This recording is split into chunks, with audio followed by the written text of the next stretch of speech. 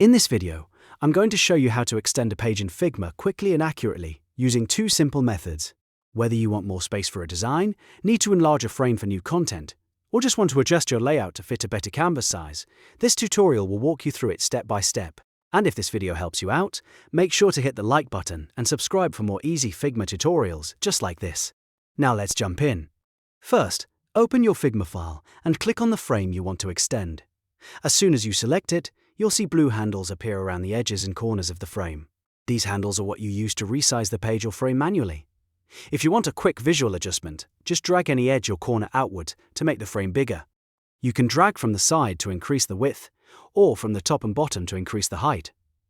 If you drag from a corner, you can change both dimensions at the same time. This is the easiest way to extend your page in Figma when you want to make a fast adjustment. As you drag, keep an eye on the frame size so you don't overextend it more than you need. This is especially useful when you're working on website mockups, app layouts, social media graphics, or any design that needs more room. Now, if you want more precision, you can also type the exact size manually. With the frame still selected, look over to the right-hand panel. There you'll find the W field for width and the H field for height. Click into the W box if you want to change the width and enter your exact number. Then click into the H box and enter the exact height you want. This is the best method when you need your frame to match a specific size, such as a website section, presentation slide, or export dimension.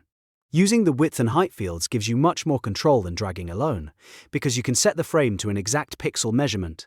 So if you need your design to be consistent across multiple pages or frames, this is the method I recommend. A quick tip: if your frame contains content already, always double-check how your elements are positioned after resizing. Sometimes extending the frame creates extra empty space, and sometimes you may need to rearrange items so everything looks balanced. Taking a few seconds to check the layout will help your design stay clean and professional.